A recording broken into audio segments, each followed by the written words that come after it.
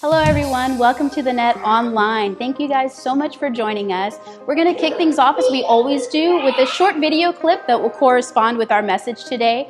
Be sure to like and subscribe so we can give you future alerts for when we post messages, and drop a comment below, and thank you guys so much for joining us.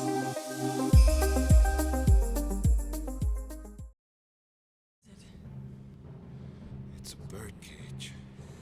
For what?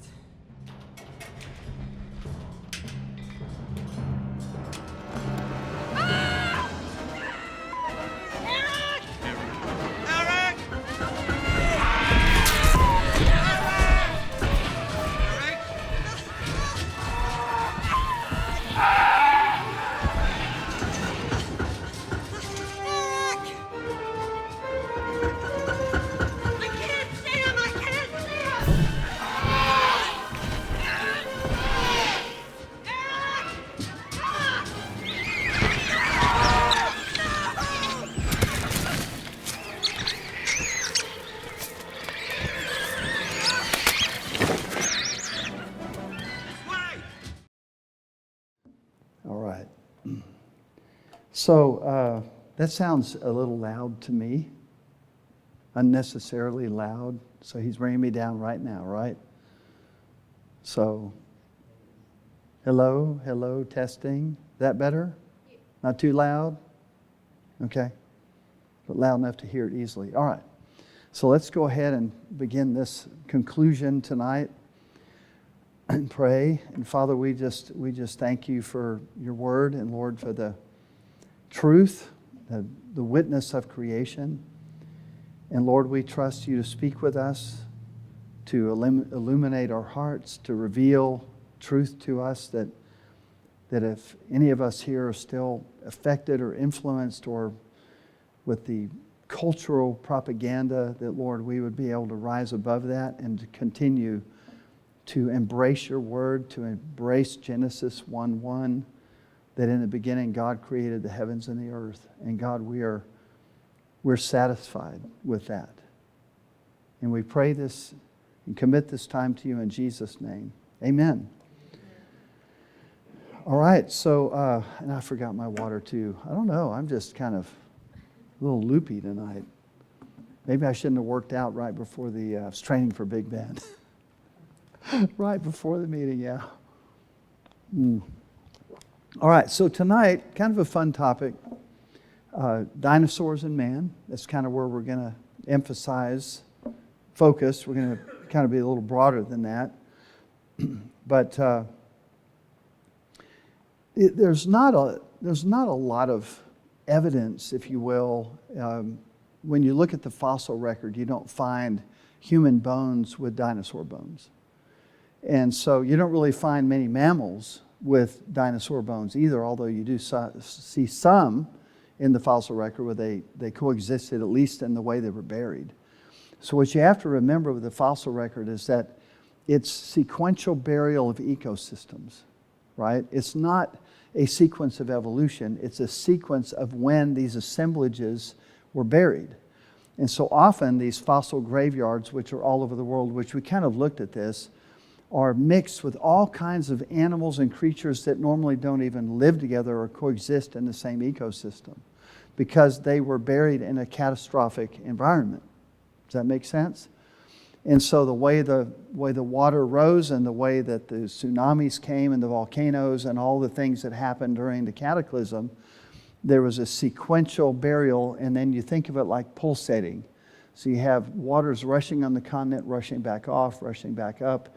And so you see this kind of, and then the first assemblages to be buried would be the marine vertebrates, invertebrates, and so forth. And that makes sense that those assemblages would be the first to be buried in a sequential transgression of the ocean and so forth, in a catastrophic environment. And so then the final and last animals to be preserved would be the ones that are most mobile, the ones that would be the land animals, the ones that can escape. And really humans would be the ones that would be the most skillful at being able to go to high ground and get out of the way, if you will.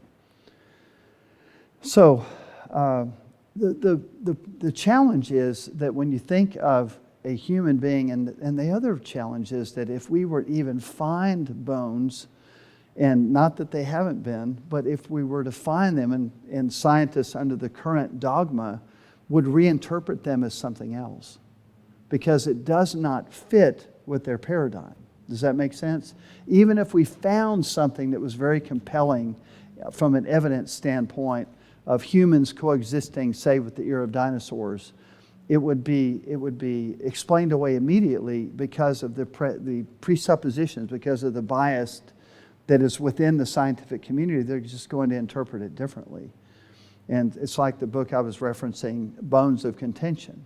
So all these bones that are out of place, human bones that are out of place, and so they would reinterpret them. Well, no, that can't be that can't be because, right? That can't be because. And so that's one of the dilemmas we have when you look at the evidence. So there are no uncontestable fossils showing man with dinosaurs. And think of it, if there were 200 million people on the earth at that time, if they were all fossilized, which is impossible, and they just wouldn't be. You might have a few thousand potentially fossilized, but if they were, in theory, there would be one human for every cubic mile of sediments. That is an absolutely astronomical, it is the proverbial needle in the haystack. And so you just have to realize that, and someday I think we will find some human bones somewhere in there, and it's possible that we have, but we just don't acknowledge it. You follow? Okay, but is there evidence nonetheless that at any time in history that human beings have coexisted with dinosaurs? And that's what we're going to focus on eventually. We don't necessarily have to have the evidence from the fossil record. There are a lot of other things that corroborate this. One of the interesting terms that's used in archaeology is called oops art. You ever heard the term? Okay, oops, I know it sounds like oops. What is that doing there? It's called out-of-place artifacts. Okay, so there are lots of out-of-place artifacts, and I've mentioned a lot of them in this series along the way. But the problem with, I'm going to give you several of these out-of-place artifacts as examples. And the problem with them, so the first one we'll look at is the London hammer.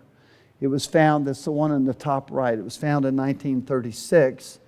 Some individuals in Texas, near London, Texas, found this, and it was a hammer that, for all practical purposes, really looks like a modern miner's hammer. And so, but because it was embedded within Cretaceous limestone, it was thought by many creationists, well, then there it is. There is an artifact that's a pre-flood artifact because it's in Cretaceous limestone, right? It would have to be 100 million years old. And so, but the problem is that the hammer itself looks identical to what miners were using 100 years ago.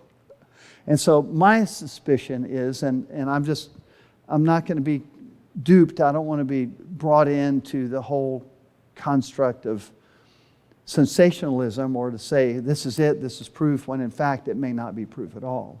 So we have to be careful not to throw these things out there to people as evidence when they can be fairly easily explained away. Like, oh, here's a slam dunk. Look, they found this hammer inside a rock that's 100 million years old. Does that mean the hammer is 100 million years old? No, it does not. In other words, it could have been dropped in a crevice and then limestone concreted around it and so forth. And it's more likely, as a geologist, that to me is more palatable than that hammer being. I'm not sure why they don't do carbon-14 on the handle. That'd be interesting. Most likely it's a modern hammer encrusted in limestone.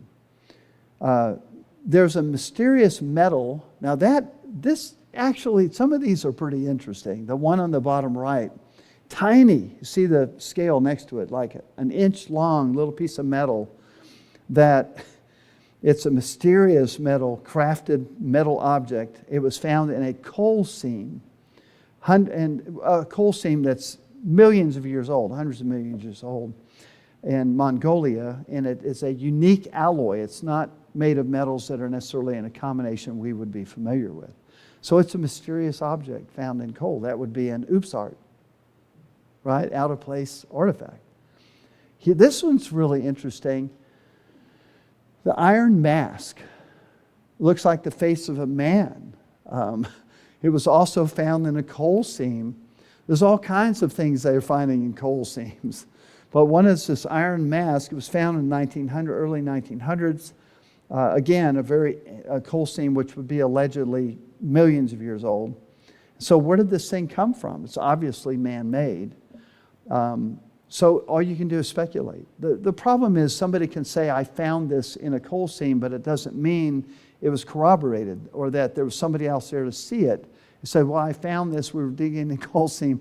There may be a paper trail with it, but it's not like there were scientists there to verify that this came out of this coal seam. You follow?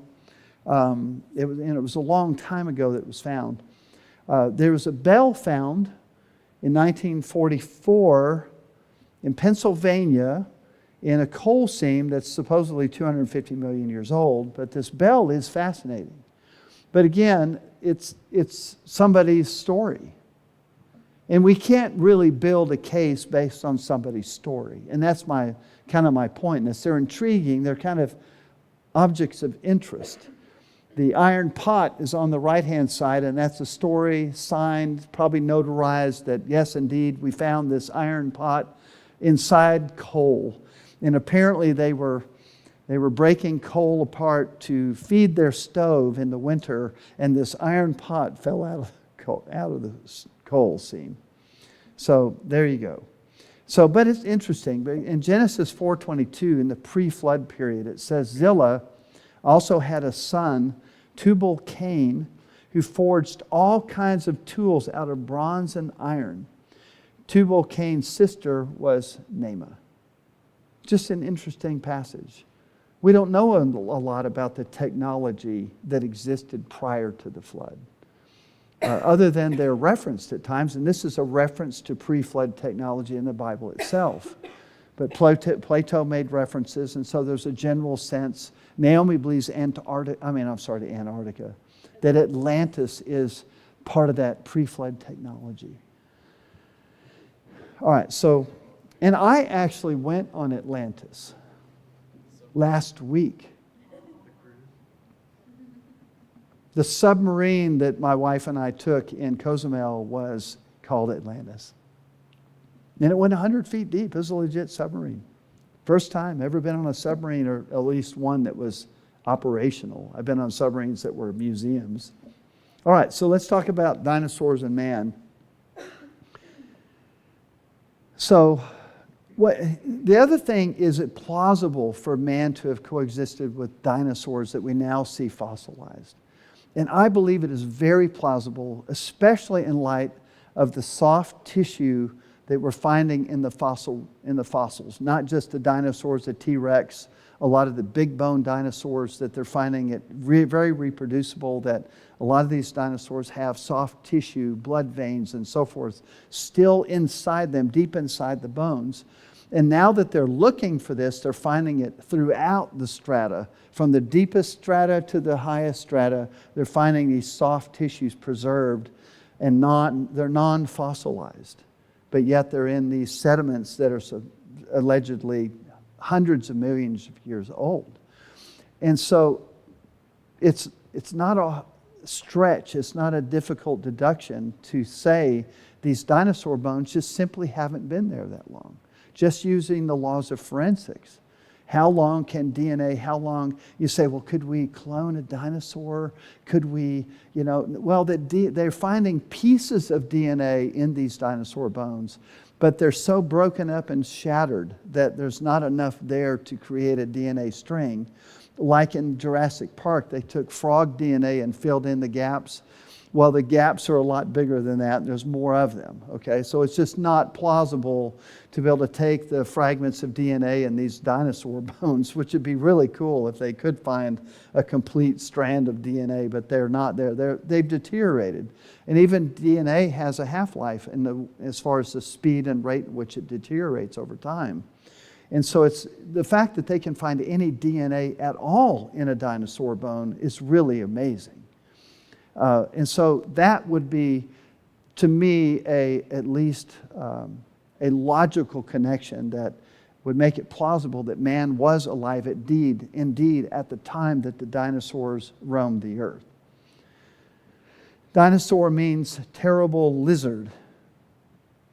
For our purposes, land, air, and sea.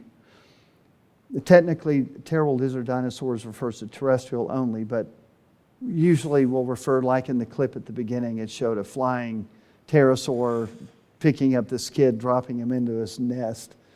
But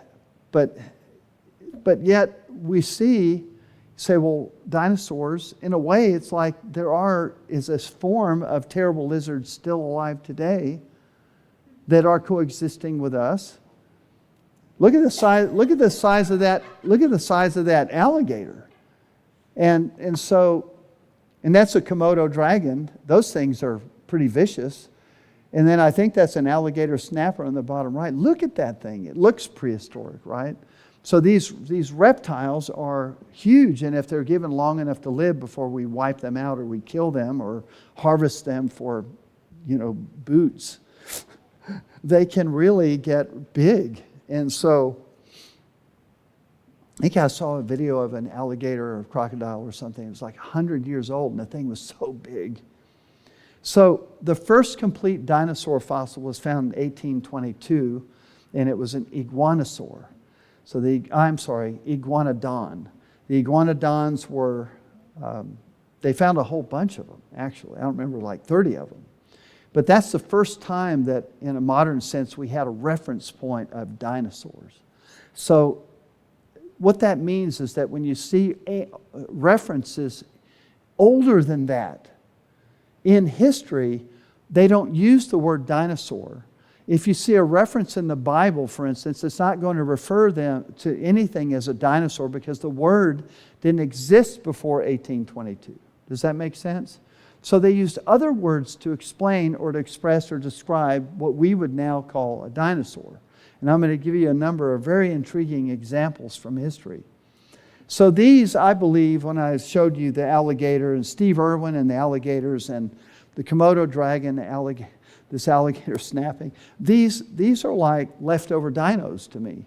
Even though they're not three-toed theropods, they're nonetheless terrible lizards, aren't they? So I'm going to tell you an interesting story, and the creationists, nobody uses this.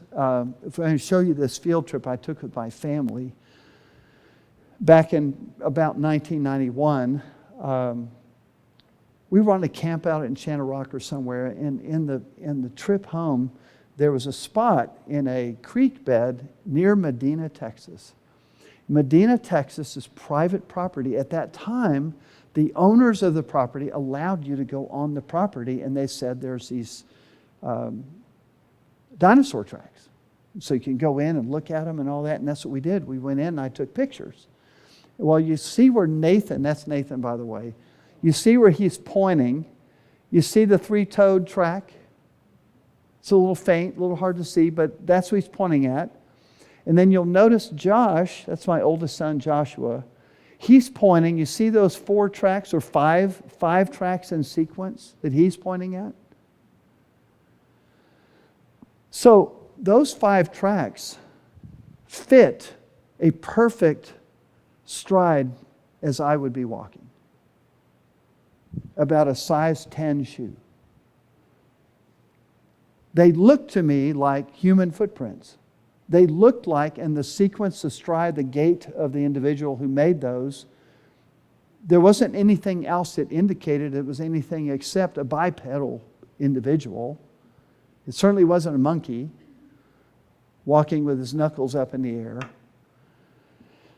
The only thing that's puzzling, and maybe you can explain it, this would be fun, let's just say it was a human. So impossible to know for sure. But to me, this is interesting, wouldn't you say? And I don't hear this in the literature, I don't see it anywhere, but it's something I found and made a record of it.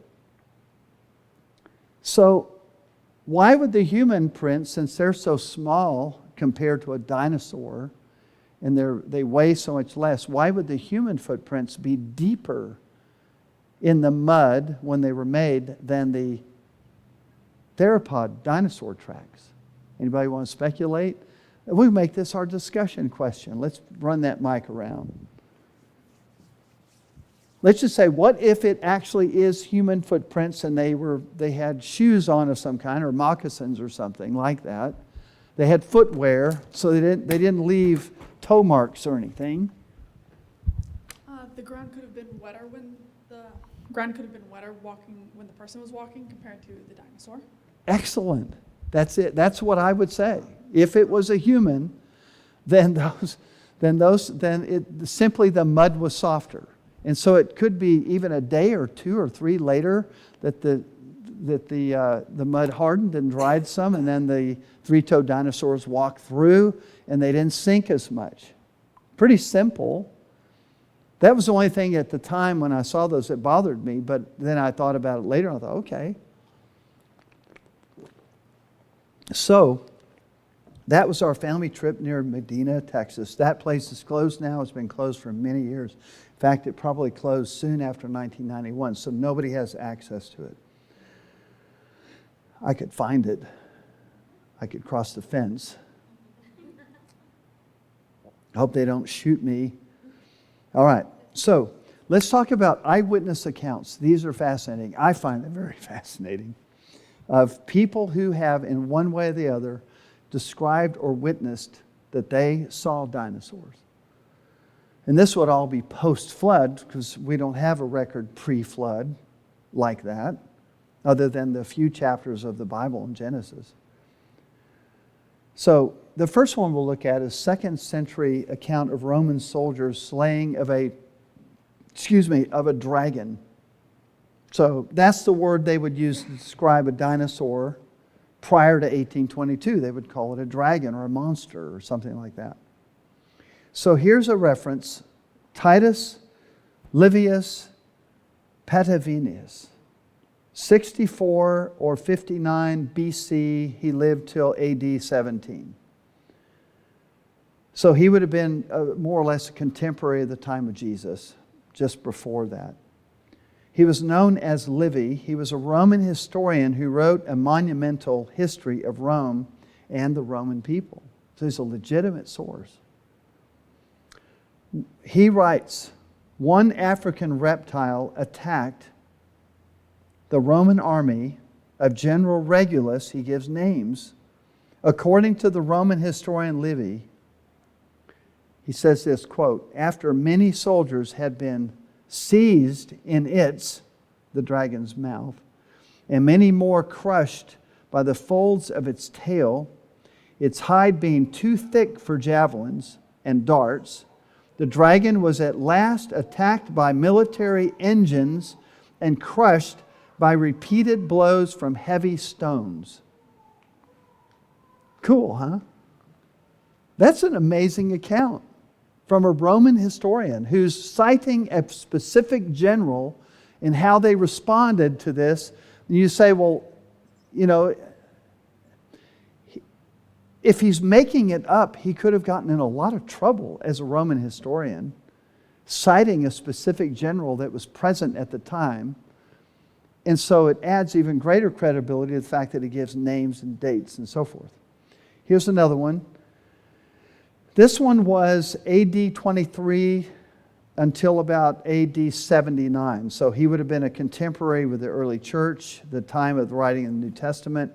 Gaius Plinius Secundus, better known as Pliny the Elder, was a Roman author, naturalist, and natural philosopher, as well as a naval and army commander of the early Roman Empire and personal friend of the Emperor Vespasian.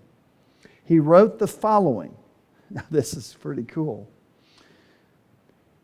So he describes in great detail how the large dragon that flies and has a long tail attacks the elephants. Here's what he says. Africa produces elephants, but it is India that produces the largest as well as the dragon, who is perpetually at war with the elephant. It's interesting that he doesn't say the dragon's at war with people. He says the dragon is at war with the elephant. and is itself of so enormous a size as easily to envelop the elephants with its folds and encircle them in its coils. The contest is equally fatal to both of them. The elephant, vanquished, falls to the earth and by its weight crushes the dragon which is entwined around it. So here's this Roman historian describing this conflict in India. Don't you find that interesting? I can picture it. So here's another one, another Greek historian, Herodotus. I'm not sure how you would say it, but we're going even deeper in the past, 500 BC. And he says, there's a place in Arabia situated very near the city of Buto, to which I went on hearing of some winged serpents. And when I arrived there, I saw bones and spines of serpents in such quantities as it would be impossible to describe. The form of the serpent is like that of a water snake, but he has wings without feathers, Daniel, and as like as possible to the wings of a bat. Pretty cool. Now this one is my favorite. Marco Polo writes in 1267 AD, and I believe this is when he was perhaps traveling to China. He says, here are seen huge serpents, 10 paces in length, or about 30 feet, and 10 spans, which would be about 8 feet, girt of the body. And at the forepart near the head, they have 2 short legs, having 3 claws like those of a tiger. He goes on to describe at great length how they were hunting these animals and how traps were set for them and so forth. So if you want to look it up, you can read the whole narrative. It was kind of lengthy, so I didn't want to read the whole thing and get bogged down. But it's pretty interesting. Marco Polo, who doesn't know about Marco Polo and all of his adventures and travels? So he's documenting what he's seeing. And so what is he describing? He's describing a T-Rex, or at least one of his cousins. Right? So he's got, if you look at a T-Rex, there's one right there. We have one right in the room. It's just those 2 claws. But a T-Rex, if you look at them, they actually have 3 claws and the little arms under the head. What other dinosaur fits that description? They were hunting these things down. Whereas here? I believe it was China. I'd have to go back and look, but that's kind of how I remember it. All right, so I'm going to show you a clip of a huge crocodile. This thing is magnificent. Hey,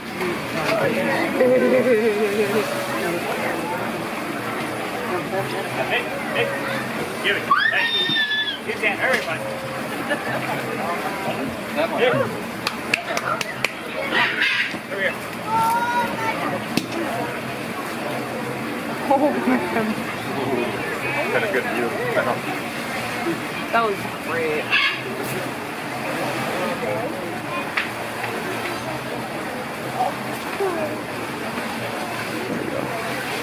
Ooh.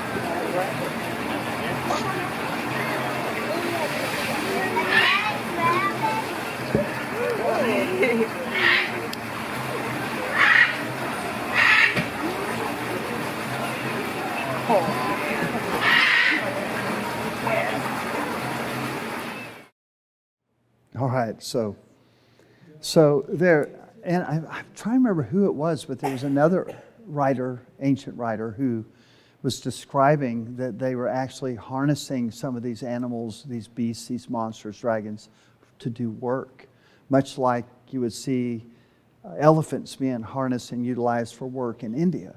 So they're using these animals if they weren't hunting them down. Like that one guy was talking about how they hunt them down. Why did you kill them? Wouldn't it be awesome to have just a couple of them alive today? But no, they apparently were killing them. So the extinction of the dinosaurs is not entirely from the flood. And so, but it fits the fact that these animals would have been around and contemporaries with human beings by many eyewitness accounts. And we have a few more that I'm going to give you. You begin to see universally people were aware of these animals. But it's not like they were roaming their villages and streets eating people. They would have been in their own habitat, much like that alligator in the video. These animals, big threatening animals today, they stay in their own habitat, and by and large, they don't really bother us. There are bears, black bears, all over Texas now, I hear, but they don't come walking down my street on Priscilla Drive, you see. And so I believe it's similar with these monsters, these dinosaurs. I don't know that we were their preferred choice of food anyway, if you will. Yeah, we're going to do a ton of Q&A, Daniel, in a little bit. Just write them down. Don't forget them. Just hang in there. I'm going to try to really block out some time here. So there was a huge crocodile. So if you can picture, really in a way, we kind of coexist with terrible lizards today, but they're not really a threat unless you go do something really dumb. I'm amazed at what people do. You watch reels and short videos and stuff, and what people are doing with these wild animals is absolutely insane to get clicks on their videos. And so you'll see some young woman, I watched one yesterday, I showed Jeanette, she's like, I don't want to see that. And she had a tiger. She had her arm in its mouth. She's like petting it. And it's like, wanting to play. And I'm like, this thing is huge. So anyway, so we're going to do a little rapid fire slideshow. So first, when we talk about dragon legends, you see in the Chinese culture, even to this day, you see the dragons depicted in fireworks and so forth, because they are a big deal in the history and the legacy, kind of the ancient legacy of the Chinese was that dragons were the thing. And so look at the Ming Dynasty pottery, 1368, 1644. You see really the skull looks a lot like a Hogwarts dinosaur skull, which was discovered in 2006. So we're going to see is there's a lot of artwork that's 1,000 years old, 2,000 years old that we have that depicts various types of sea monsters and dinosaurs and so forth. So the dragon legends in the Chinese, you have the legends of the Indian thunderbird, for instance. Ancient art and pictographs. We'll look at dragons in China. Okay, there's another one, the Shang Dynasty.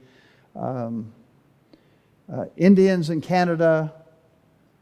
There's one, it would be an ankylosaurus depicted on their rock art.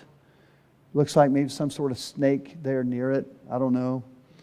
This one is really fascinating. This is a more recent one. This is a new one for me. Is Vance Nelson, who's a researcher, found this picture in the source I had was a rock ledge located at the edge of the Amazon rainforest. It's a pictograph thought to be about 5,000 years old.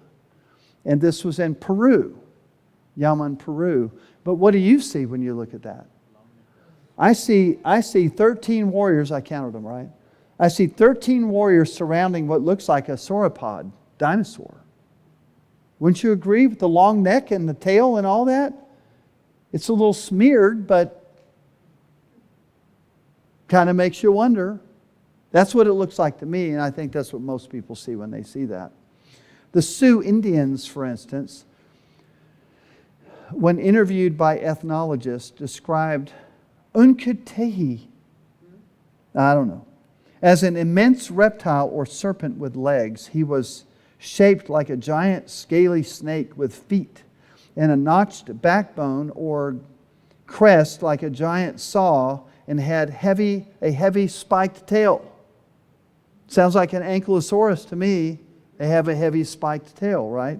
It's really, there's so many odd shapes and sizes of these dinosaurs, but the ankylosaurus was the one the Canadians depicted. I think the Canadian Indians depicted. So we'll run through a few more. Here's ancient Egypt. That would be 3,300 BC. Look like sauropods, don't they? Next, Rome, 200 AD. Sea dragons, which looks like a plesiosaur. Cambodia, this would have been something carved in 1000 AD. Oops.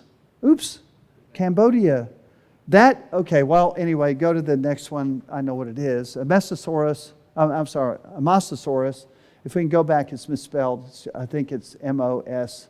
But anyway, a Mosasaurus is depicted on ancient Greece 530 BC on their pottery. That was one of the fossils I brought, some Mosasaurus teeth. I don't know if y'all saw them, but there are lots of them, just like there are lots of shark's teeth. Anyway, as far as in the fossil record.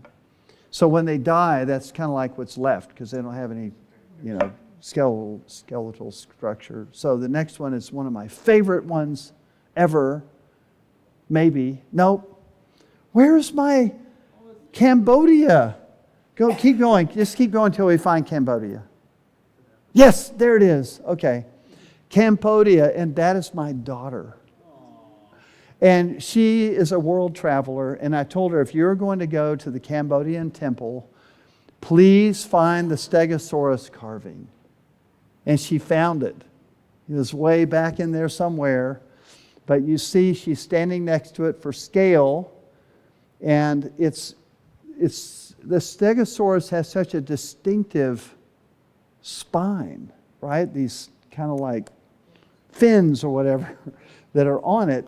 Now, it's not a precise replica of what we see artist depictions of Stegosaurus, but it's pretty close. It's a general likeness of a Stegosaurus. And you're going, well, if you'd been one of the Cambodian monks or whatever, and you'd seen one in the forest or seen it in the jungle, and then you came back and said, this is what I remember. This is how I'm going to... It may not be scientifically precise, but it's really close. It gets the idea. So, that one is really cool. 1000 AD. I've got more. In Europe, you have we can go back to the one. That was Mexico. We went, I know I had us go past a few. I'm sorry, that's not Mexico. It's Italy, 1000 BC. So these were made 3,000 years ago, and they look like dinosaurs to me. I mean, what are they? Okay, go ahead, forward. South America, Peru, 300 to 500 BC. Those look like dragons. In fact, that one is spitting fire. You see the little white one? He's got a little red thing coming out of his mouth. And then you see on the pottery on the right, again, the same depiction.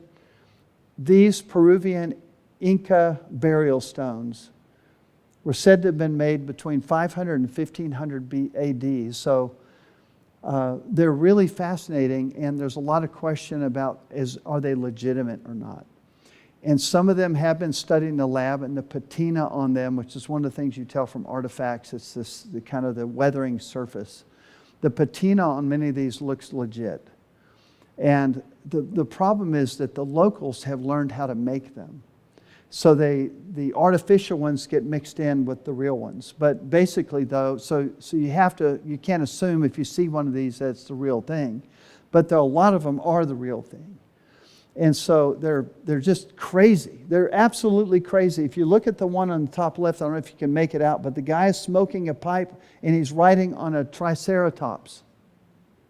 It's absolutely crazy. And the one, let's see, I mean, if they were fakes, who would even come up? Okay, so the one on the bottom left is giving live birth. And we know that dinosaurs lay eggs, so it's like just crazy. They're just crazy. And the one on the right, he's got a knife out and he's fighting what looks like a T-Rex. Kind of a small T-Rex compared to a human size, but it's thought that a lot of these creatures were becoming sick and they weren't as large as what we see in the fossil record. They're smaller versions, if you will, and that T-Rex looks kind of small next to the guy that's fighting him. He's got his two little hands out there grabbing the guy, so. Huh? It's a Chihuahua T-Rex. So what else is next? We'll just keep going through these. Okay, so this is a brass inlay, and this particular castle or wherever it's in, they're so used to creationists coming to want to see the sauropod dinosaurs and the inlay that they try to hide it and not let you know and say, well, you're not one of those creationists, are you? If you just say, no, I'm just a researcher. Oh, well then, okay, we'll let you see it. Anyway, but they look like sauropod dinosaurs. And I don't know how in 500 years ago, were they still seeing these things? I mean, perhaps. I mean, there seems to be some leftovers somewhere out there. There's still rumors that maybe there's a few in the deep, dark Amazon. The French chateau is interesting. Old maps and sea monsters, there's an abundance of those. So you see all these depictions of monsters and stuff. But it's not just these depictions from the maps. You actually have captains and seamen that will actually document and describe these monsters that they saw and what a threat they were to their ships and so forth. Okay, so we're going to wrap up our documentary of dinosaurs and man. So the Bible has its own references, and maybe you guys are familiar with this, but Job is thought to be the oldest book in the Bible, not from a chronological standpoint, but from a standpoint of historical, like when was this book written based on its style of writing and so forth. The book of Job really legit probably is the oldest book in the Bible, and it's thought to be about 4,000 years old. So, and here we have it preserved in our Bibles. So in the book of Job, well, let's just go through. These are 4 references of what are dragons or alleged dinosaurs in the Bible itself. Genesis 1:21 refers to sea dragons, which would include like the Mosasaurus and the Plesiosaur and these types of animals. Isaiah 30 verse 6 refers to flying reptiles, and that would be like a pterosaur. Job 41:25 to 26 describes a dragon or a Parasaurolophus. Job 40 describes a Diplodocus. And so when you look at that, you say, well, maybe there are other kinds of animals. So when you look at your Bible, it'll translate it a behemoth or I forgot what the other, but anyway, it refers to them in other terms. In some Bibles, we even suggest that maybe they're like a hippopotamus or an elephant or a contemporary animal or an alligator or something like that. But when you look at the descriptions, they do not fit any contemporary animal. How many of y'all have actually read these passages in Job? Okay, some of you have. So you're familiar with these passages. A lot of you are not familiar with the passages describing dinosaurs in Job. How many of you are not familiar? I'm just going to assume it's the opposite group. Okay, all right, quite a few people. All right, so let's go ahead and look at that. All right, so the first one, creature, we'll call him creature number 1. That's a lot of text, isn't it? Okay, so in his neck lodges strength. So it's not an alligator. You think of an alligator as having a neck. Boy, when I think of an alligator, man, that's what stands out, their neck. No, they hardly even have a neck. They have a head and a body. It's like a head and a body and a big tail. So it's not an alligator, and it's not an elephant. Isn't known for its neck either. It's known for its ears and its trunk, and it's not even known for its tail. Dismay leaps before him. The folds of his flesh are joined together, firm on him and immovable. His head is as hard as a stone, even as hard as a lower millstone. When he raises himself up, that's not an alligator. You follow? In other words, the idea is that he can lift himself up. He says, and alligator, not a hippo, these other big animals we have, the mighty fear because of the crashing. They are bewildered. So he's making so much noise as he moves, as he raises up. Maybe he's been laying down in the marsh and he gets up. Okay. So y'all need the sound effects, right? So the mighty fear because of the crashing, they are bewildered. The sword that reaches him cannot avail. Sounds like that Romans story, doesn't it? Where they couldn't stop this thing. It just kept... So it just kept on going until they've worked out a siege engine to destroy and kill that creature. The sword that reaches him cannot avail, nor the spear, the dart, or the javelin. He regards iron as straw, bronze as rotten wood. The arrow cannot make him flee. Sling stones are turned into stubble for him. Clubs are regarded as stubble. He laughs at the rattling of the javelin. His underparts are like sharp potsherds. Not an alligator. An alligator, his underbelly would be the most vulnerable thing. An elephant, their belly, no. A hippo, a giraffe, it doesn't matter what animal we're talking about. They are not known for having this tough belly. You've heard the expression, the soft underbelly. This creature has a scale-like covering in his belly. He spreads out like a threshing sledge in the mire. He makes the depths boil like a pot. He makes the sea like a jar of ointment. Behind him, he makes a wake to shine. One would think the deep to be gray-haired. Not an elephant, not a giraffe. Nothing on earth is like him. So God is describing this creature to Job as an example of one of these phenomenal created items that he's made. He says, nothing on earth is like him, one made without fear. He looks on everything that is high. That means that he's really high. So he's none of those other animals. Then what is it? He's describing a dinosaur. It says he is king over all the sons of pride. Creature number 2. Behold now Behemoth, which I made as well as you. So God is kind of like, these are like feature items of His creation. He's like, and look at this one. Job, this is one amazing creature, and I made it as I made you too. He says, I made as well as you. He eats grass like an ox. So he's grass-fed. Anyway, that's the thing now, make sure your beef is grass-fed. So anyway, so this animal is grass-fed. So he'd be healthy. Okay, behold now his strength is in his loins and his power in the muscles of his belly. He bends his tail like a cedar tree. So his tail is like a tree. He is not an elephant. They have a little tail. He's not a hippo. They have a little tail. He's not a giraffe. He has a little tail.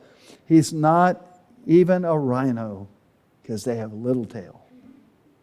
And he's not an alligator or a crocodile because they don't eat grass. They're carnivorous, right? The sinews of his thighs are knit together. His bones are tubes of bronze. His limbs are like bars of iron. You think of the limbs of an alligator. He is the first of the ways of God. Let his maker bring near his sword. Surely the mountains bring him food, and all the beasts of the field play there. Under the lotus plants he lies down in the covert of the reeds and the marsh. The lotus plants cover him with shade. The willows of the brook surround him. If a river rages, he is not alarmed. He is confident. Though the Jordan rushes to his mouth, can anyone capture him when he is on watch? With barbs, can anyone pierce his nose? So these are very fearsome animals. Okay, so I'm going to just real quickly summarize kind of what we've covered now that we're in part 6, the conclusion.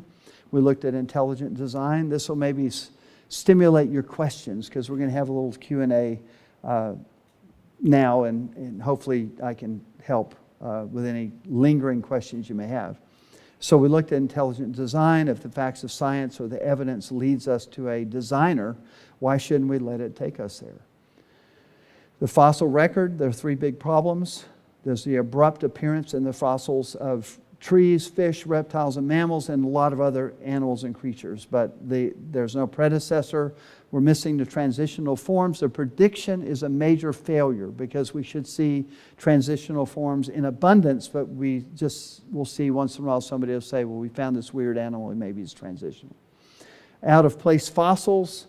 In other words, we looked at the bird, the whale, the horse, and the man series to find that there were fossils too advanced forms, too deep in the record for there to actually be any evidence of evolution in this regard. Mutations in natural selection are insufficient. an insufficient mechanism for evolution on the biologic side.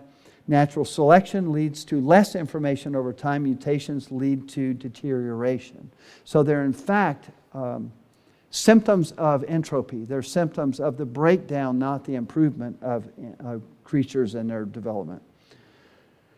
Laws of science, 4 indisputable laws that contradict Darwinian evolution. 1, the laws of heredity and genetics. Number 2, the second law of thermodynamics or entropy, the law of biogenesis. Only life comes from life, even similar life from similar life. Number 4, the laws of probability. These are uncontested laws. All of them contradict evolution. The age of the earth. We looked at the theology of young earth creationism and showed its insufficiency. We looked at how to tell time, that how do you create a time clock? Really, the deterioration of the half-life of DNA is a form of time clock. In other words, DNA will break down over a certain period of time, and we know that by 10,000 years or 20,000 years that it can't survive. And so we see any amount of DNA remaining in a dinosaur bone, you see that would be a form of time clock. We went through 20 time clocks. We talked about starlight and time. The peripheral edges of the universe could in fact be very old compared to the center of the universe. And we looked at that. It's called gravitational time dilation, is the kind of term in astrophysics. Flood geology, we looked at the testament that the geology all over the world is to a catastrophe or global catastrophic event. We see even the nature of fossilization, the global patterns, oversized canals, the existence of hydrocarbons all over the world, still under pressure and so forth. The fossil graveyards, which I already referenced tonight earlier. And then we have the universal ancient flood legends. Didn't we talk about that? How in all these various tribes and people groups all over the world, they all have these similar legends that have many of the components in them of, they may not be exactly or parallel, but they have components. The same idea over and over again, a flood that covered the earth because man was wicked, and there were a few survivors, and there was a ship, this kind of thing.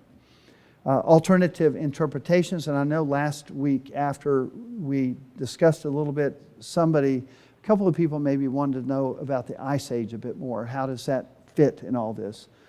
We looked at the Grand Canyon, we looked at remnant lakes, things like that. There's another way to look at them than what maybe they teach us. So when we look at, and I'm going to comment about the Ice Age because I realized that I didn't maybe give you as much as information as might help. But what is the mechanism for creating an Ice Age? Why did the Ice Age come in the first place? And really, when you hear it referenced and talked about, it's just as a matter of fact. It's not necessarily giving us the cause or what actually created the Ice Age. But when you think about it, the model, the biblical model, explains an Ice Age better than anything else, because the mechanism is there for the cooling down of the whole earth, global cooling. And so, and how would that happen? If you have, remember we talked about the fountains of the great deep are opened up, you have huge amounts of ash. If you look at, for instance, back in, was it the 90s, 80s, I don't remember, but there was a volcano in the Pacific Ocean called Mount Pinatubo. And Mount Pinatubo erupted and for weeks. And it literally cooled the global temperature like several degrees. And the whole climate of the earth changed because of one volcano. It was in the right place, it was in the right circulation. But imagine if you had 100 volcanoes go off over a period of months or a period of years. And if you have a much higher activity, and there are other factors, but that's all it would take to me to have the soot and the ash in the upper atmosphere to change the climate of the whole earth for 1,000 years. And all of a sudden you have, for the earth to finally stabilize after the flood, it might have taken 1,000 years, the higher rates of erosion and a lot of the runoff, and then, but eventually the ocean levels dropped hundreds of feet as the ice caps grew. And they grew, the mechanism, it makes sense that when you see, as a result of, a consequence of the global cataclysm and all of the volcanics that would have been happening and mountain building processes and all these things, it would then afterward, There'd be a delayed reaction, but given enough time, eventually the ice begins to accumulate. And over, I believe, Toronto, the ice was 2,000 feet thick. Or was it 2 miles thick? I have to go back and think of that. I want to say 2,000 feet, but it might be 2 miles. Somebody can Google that and tell me later. But it's really thick. You can imagine the amount of ice. And it's shaping and carving out the earth and changing its entire shape. You look at the Matterhorn, for instance. A lot of these mountain ranges that are so sharp, like the Matterhorn, it was carved by ice very rapidly. So you look at these mountains, you go, gosh, that must have taken millions of years. No, it didn't. It just took glaciers to carve out and shape entire mountain ranges. And they create sharp features in the mountain ranges.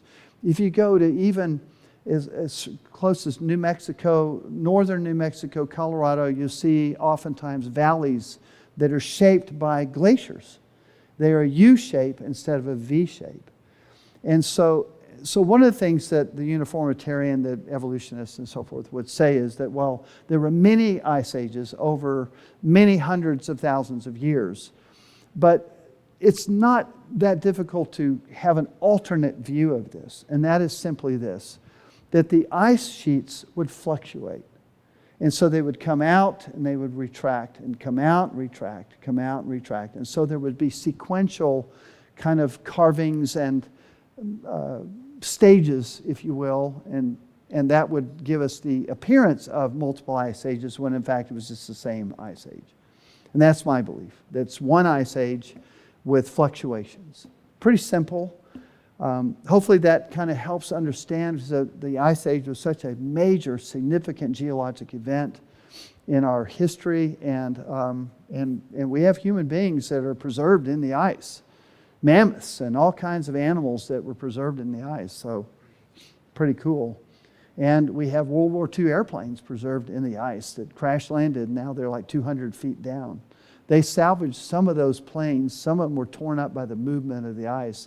But I think they got a P-38 running, operational, with operational live machine guns from being preserved in the ice.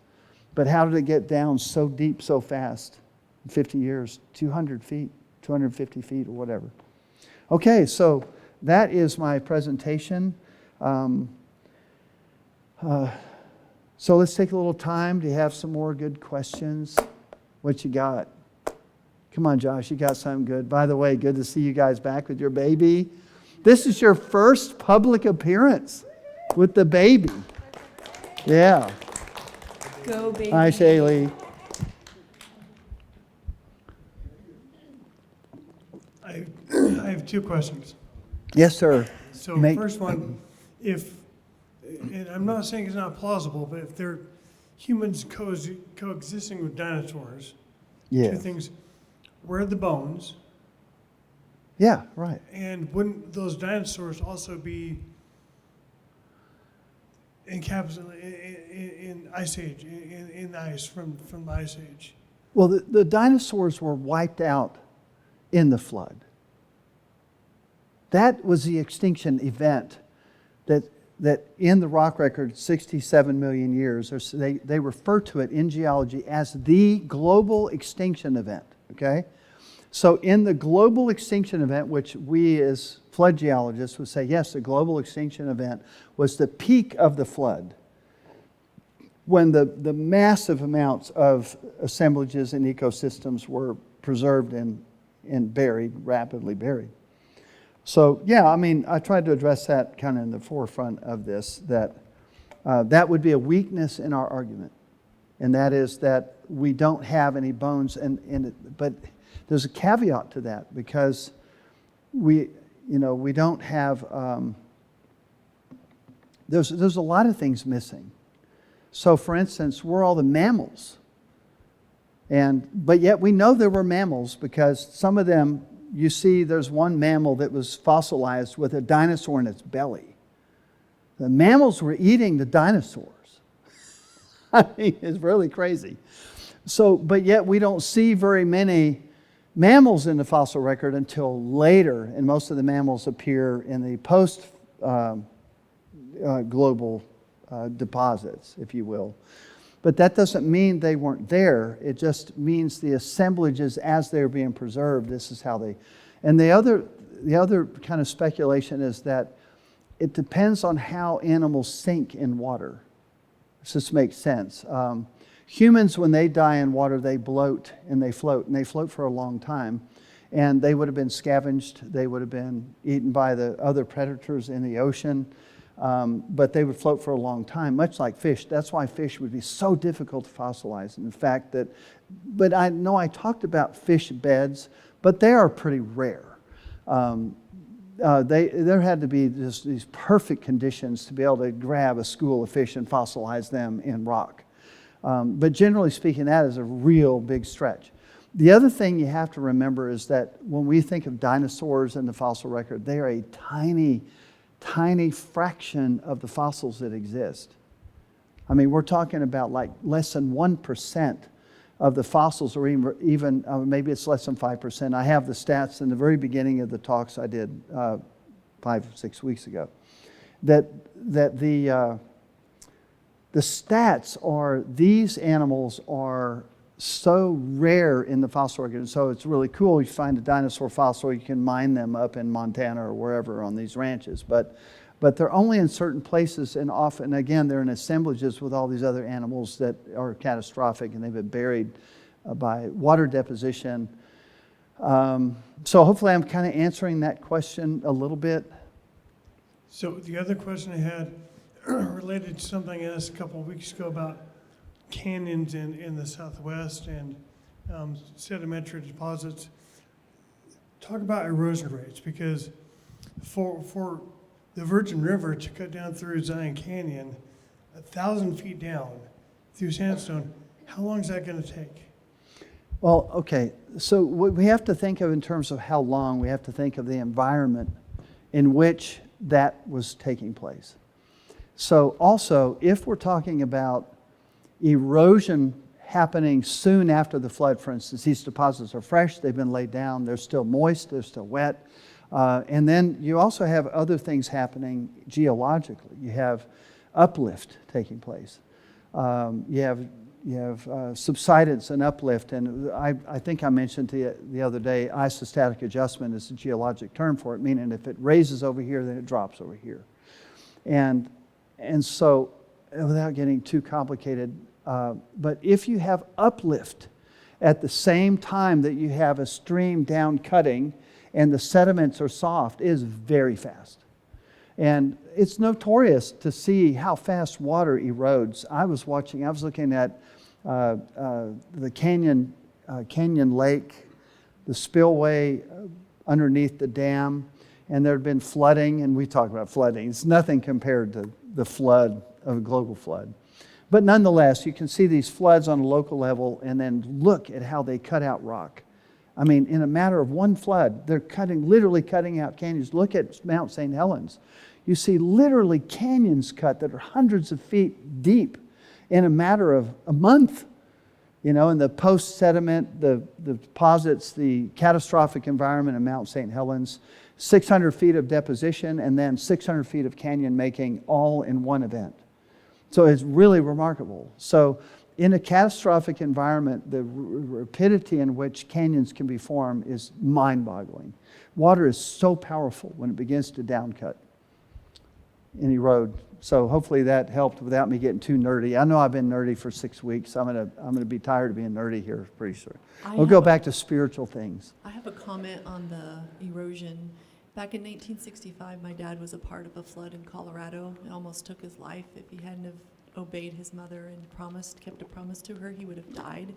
Their friend did die in it, but you can literally see the cutout in the mountain just one night of a flood. There's a huge, he took us by, and he said that huge cutout was not there until that flood of One night. 1965. So, and that's the part, we're not used to It's thinking. Colorado red rock, where it's tough. We're not used to thinking in catastrophic terms. And so once you start thinking of these erosional rates in catastrophic terms, where you have huge amounts of water over a persistent period of time, the amount of erosion is just mind-boggling. It's potentially could take place. Briefly going back to the flood being the extinction event of the dinosaurs, then what is, I'm sorry, the word is tough right now. The question I have, and what is your interpretation of why the dinosaurs were not on the ark? when Oh, I think they animals were came- on the ark. Okay. I heard a hushed. Yeah. I heard somebody go, what? Yeah, okay. So, for instance, there are many varieties of Triceratops, but they don't need all those on the ark. All they need are juveniles or eggs. I mean, it doesn't, the average dinosaur is the size of a dog. So when we think, oh gosh, dinosaurs on the ark, but all they need is a kind. They need a sauropod kind, but maybe the eggs or maybe a juvenile. So it's not, and God brought the animals. Remember in description of Genesis, God brought the animals to the ark. It was a supernatural thing that was happening where they felt compelled, just like birds feel compelled to fly south in the winter. It's an amazing navigational feat. And so it's not implausible to think of how animals are feeling a sense of navigation that we need to be here at this time. Great questions tonight, mainly from this side. I don't know. We need to work on this, ladies and gentlemen. Okay, Kaya. Okay, so you said that the flood was an extinction event for the dinosaurs, right? Yes. Could it be called an extinction event if some of them were on the ark? If some of them were what? If some of them were on the ark, would it then not be an extinction event? Oh, I see what you're saying. Well, those survivors from the ark would survive the extinction event. Okay, we're talking about a geologic reference at the 67 million, what they would call the 67 million year mark in the strata, which I think would be just above the Cretaceous, and that the dinosaurs were wiped out. And all these other animals and assemblages and even vegetation and things were just, the entire face of the earth was changed at that point. Of course, the catastrophic depositions continued after that point, but that's the last time we see dinosaurs in the rock record, if that makes sense. But yes, they're not really extinct because we see them. People are seeing and describing them for years after the flood. So they actually weren't extinct until probably we killed them off. I know that's sad, but we probably killed them off. And you look at every reference I mentioned, you'll see that they're talking about how to trap them, how to hunt them, how to put them in cages and. Okay. I definitely still have the same question Daniel did about the bones, but I'm going to go on another rabbit trail. I know you already. Okay, rabbit touched trails on are that. great, Kaya.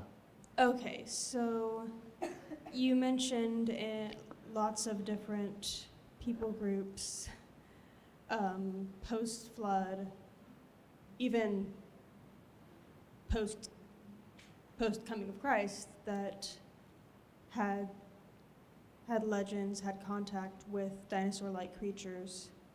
Where do you draw the line between those and actual folklore? Because you could really extrapolate that to mean that any number of mythological beasts were present, but we've never seen a Pegasus. Right. Well, certainly there could be mythological beasts. I mean, no. Okay. That's why, Kai, I tried to reference what I would consider really credible historical documents. And then, you could say, well, this art depiction could be folklore, it could be monsters they were making up. But the 4 or 5 references that I was giving you, there are others, Marco Polo and some of the Roman historians and people like that. These are very credible references. I would not put them in a category of folklore. I mean, just a good example, I guess, and something that I've heard, but I don't know if it's fact, so don't take it with a grain of salt. But like the unicorn, for example, they believed that a form of the rhino, even though it has 2 horns, a form of it before it, natural selection happens, it had 1 horn. And there's actual descriptions of this that it would actually be a unicorn is actually a rhino. So I think that those mythical beasts and everything could have actually just been certain types of dinosaurs that were described over the years to a point where they literally just mixed them up. We know mermaids are real. All right, anyway. She says they're a manatee. All right, but a point, I'm being facetious about mermaids. However, a lot of legends and folklore have roots in truth. For instance, the Greek mythological stories that we were all taught, at least I was, we were taught these and read these in elementary school or junior high. And there may be a tie-in with the Old Testament references of the Nephilim. And so you have this kind of unholy alliance between fallen angelic beings and human females and an offspring that they called Nephilim that were men of renown, it says. The Bible doesn't give us much. It just gives us enough to torture us. But the fact is that I've always believed that there was some sort of connection between what the Bible's describing and what we see and read about the gods of Greek mythology. So just for fun, just to say that some legends and folklore, the point of that is that there's often an element of truth somewhere going back. Okay, not to beat a dead horse, but Okay. if you got Roman soldiers fighting dragons and Marco Polo seeing a T-Rex in China, again, where are the bones? Where are the bones of what? The T-Rex that he saw in China. Well, these are after the flood. So those bones are gone. I mean, it's been thousands of years. These things don't last. They get scavenged. They deteriorate, especially if they're dead on the surface. Like fossilization is hard, right? Right. It's Okay. rare. So if you've buried, say, human bones 1,000 years ago, we can very likely, if the conditions are just right, find those bones and say, well, this is a really ancient, maybe there's jewelry with it or this kind of thing. But if those same bones were left on the surface, they're gone. If they were left in the water, they're gone. Completely gone. So much is lost over 1,000 years or 2,000, 3,000 years. And if you're an Egyptian pharaoh and you get mummified, we can hold on to you a bit longer. All right, so yeah. Okay. I understand. Okay. Somebody else? Anybody on this side? What's going on over here? How about this group back there, the team? Does the team have any questions? All right, I keep stumbling over my stool. Jeanette always tells me, don't work out right before you're going to speak. I'll be fine.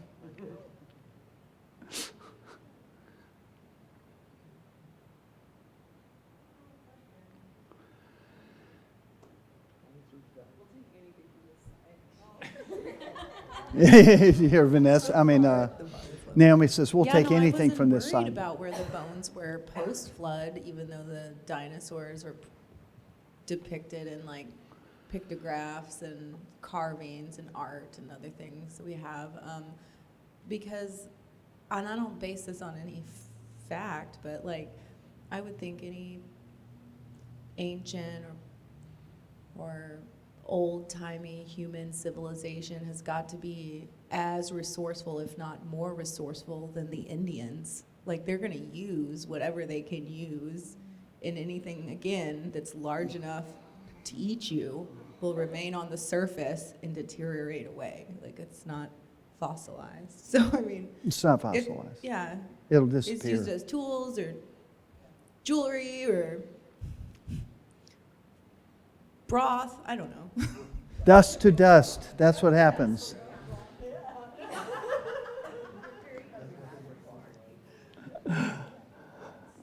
Why do you think in New Orleans they put all the graves above surface? Because the water table's there. And the other reason is because if the water rises, the water table rises, the graves have been known to float down the street, the coffins. Anyway, all that has to do with preservation. All right, is that it? Did I wear you out? I appreciate you guys coming out for part 6. You know, we're not quite where we were when we started. We had a few more people when we started, but I appreciate so many of you enduring such a nerdy topic. We've enjoyed it. Have you? Okay. No questions? Mike? Great presentation. I just thought maybe you were stumbling. Where's the mic? Okay.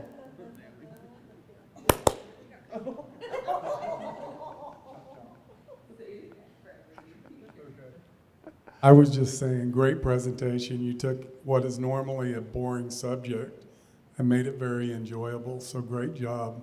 Well, thank you. And then I think maybe some of the stumbling tonight is residual submarine oxygen deprivation.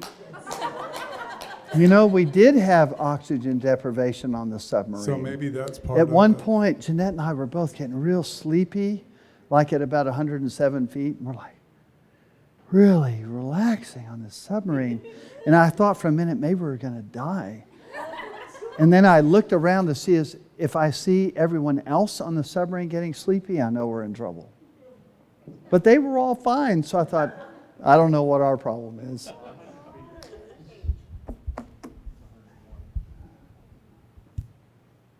Well, I love answering questions. I could go in another hour, but we'll call it a night.